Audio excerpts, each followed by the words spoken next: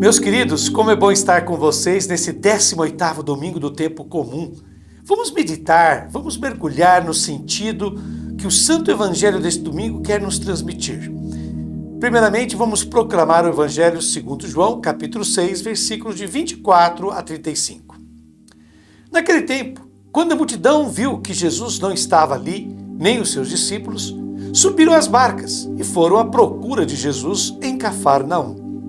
Quando o encontraram no outro lado do mar, perguntaram-lhe: Rabi, quando chegaste aqui?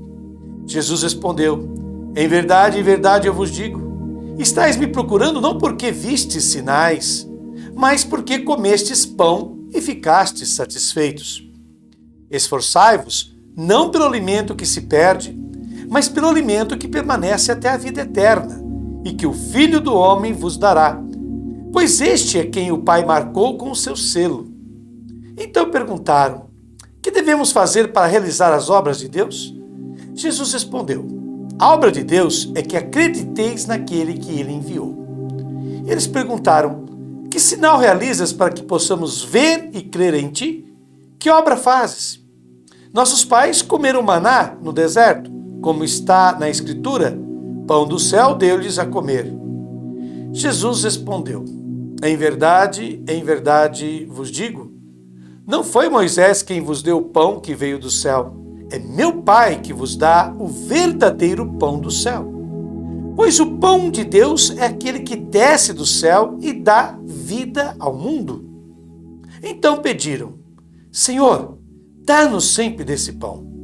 Jesus lhes disse: eu sou o pão da vida. Quem vem a mim não terá mais fome, e quem crê em mim nunca mais terá sede. E esta é a palavra da salvação. Vamos ver agora o auxílio que Alberto Maddi, renomado biblista italiano, nos dá para bem compreendermos este santo evangelho deste domingo. Jesus é a resposta completa às necessidades humanas. Nós vimos no evangelho do domingo passado, com o episódio da partilha dos pães e dos peixes, que representa a Eucaristia. Jesus levou a multidão a crescer, a se tornar ser humano adulto, ser humano maduro, pleno. Infelizmente, ele falhou nessa missão. Os participantes, o povo, as pessoas não compreenderam o significado do gesto de Jesus. A passagem que hoje lemos é o 6º capítulo de João. É a continuidade daquela passagem do domingo passado, da partilha ou multiplicação dos pães. Vamos hoje ver os versículos de 24 a 35. E novamente, aqueles a quem Jesus trouxe a condição de seres adultos e maduros se encontram como multidão. É assim que o evangelista descreve o povo, é uma multidão. Porque não entenderam. Não são andres, não são homens maduros, mas são multidão. Essa multidão sai à procura de Jesus, diz o evangelista. Este verbo procurar, especialmente no Evangelho segundo João, tem sempre uma conotação negativa. Indica capturar, apedrejar, até matar.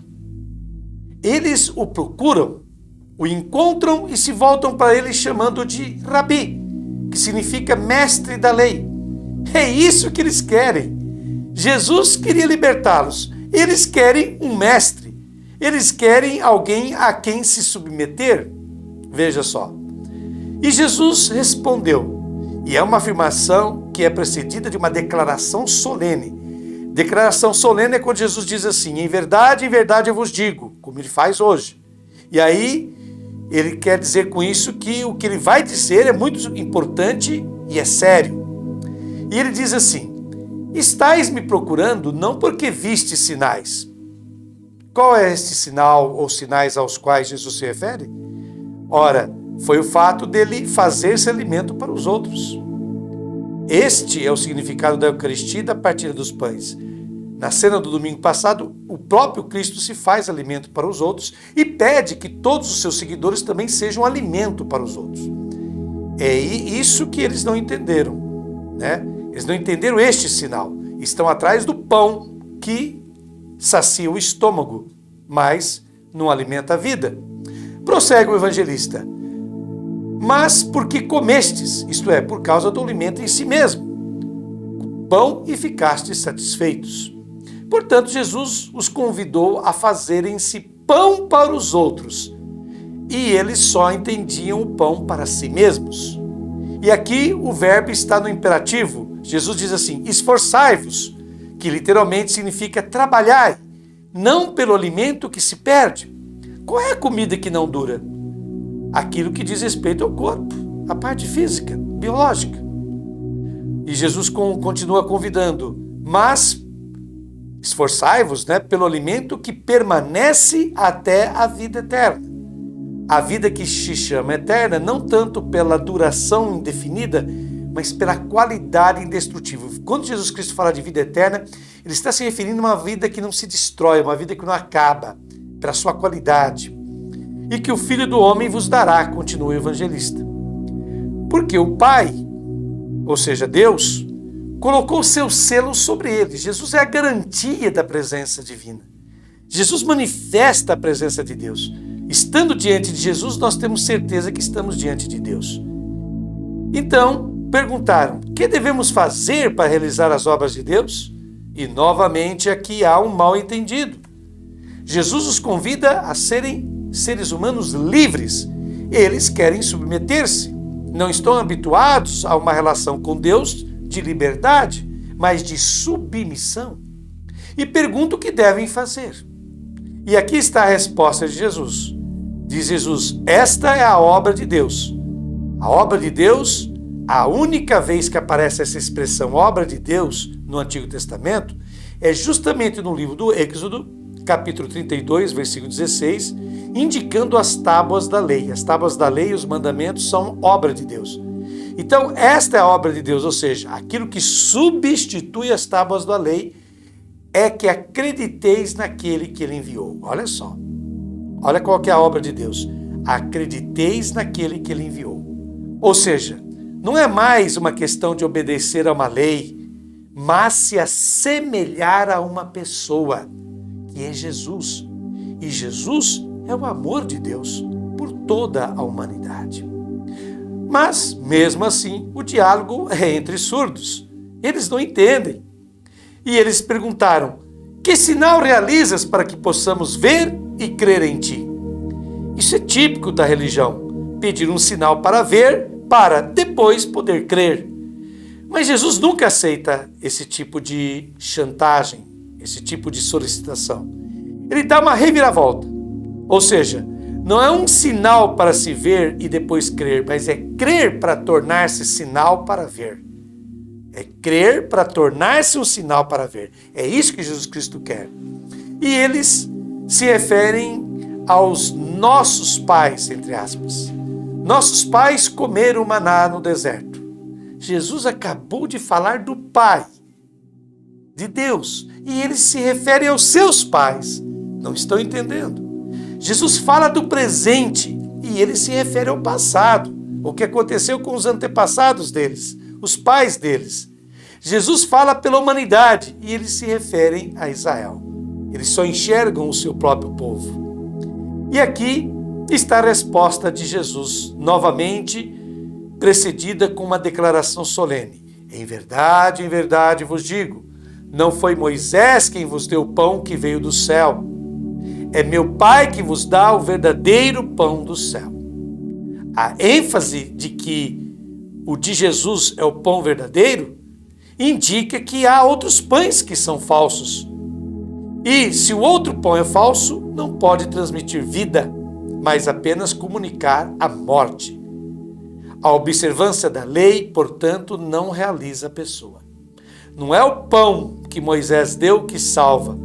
Não é o pão dado ao povo no deserto que salva. É agora este pão vivo descido do céu, que é o próprio Jesus Cristo. E aqui está a conclusão de Jesus. Ele diz assim: pois o pão de Deus é aquele que desce do céu, isto é, que tem origem divina. E prossegue Jesus: e dá vida ao mundo. Olha o que esse pão faz: dá vida ao mundo. Novamente, esse tema da vida indestrutível retorna ao Evangelho. Finalmente, eles começam a entender. e dizem: Senhor, finalmente o chamam de Senhor. Antes o haviam chamado de Rabi, de mestre da lei, agora chamam ele de Senhor. E porque eles acreditavam que Jesus fosse apenas um profeta. Finalmente enxergam nele algo a mais que um profeta e dizem assim: Senhor, dá-nos sempre desse pão. É a frase que se assemelha ao pedido do Pai Nosso. Jesus lhes disse: eu sou. Essa expressão eu sou é o nome de Deus em hebraico. Portanto, Jesus reivindica a condição divina para si. E prossegue Jesus dizendo no evangelho de hoje: eu sou o pão da vida. Quem vem a mim não terá mais fome, e quem crê em mim nunca mais terá sede. O que quer dizer Jesus com esta declaração solene? Que Jesus é a resposta completa às necessidades do ser humano. O desejo de plenitude que todo homem carrega dentro de si somente se encontra em Jesus. E como? Ora, Jesus não convida as pessoas a se concentrarem em si mesmas, em sua própria perfeição espiritual, tão distante e inatingível quanto é grande essa ambição. Mas Jesus nos convida a nos concentrarmos na doação de nós aos outros. E isso é alcançável. Isso é algo de imediato e que dá plenitude de vida ao ser humano. Pois bem, diante dessa colocação de Frei Alberto Maggi, agora eu faço algumas colocações minhas, pessoais, à luz deste comentário que ele fez. Primeiramente, eu quero deixar evidente que fica muito claro no Evangelho deste domingo que a grande reviravolta que Jesus operou na vida dos seres humanos que tiveram contato com ele foi deixarem de ser dependentes, apegados ao que é primário, ou seja, a busca pela saúde, pelo alimento, para se dedicarem ao que é essencial, a vida plena, a vida madura, a vida livre. Jesus faz essa reviravolta nas vidas das pessoas que estão em contato com ele. As pessoas que compreendem Jesus passam a se dedicar ao essencial.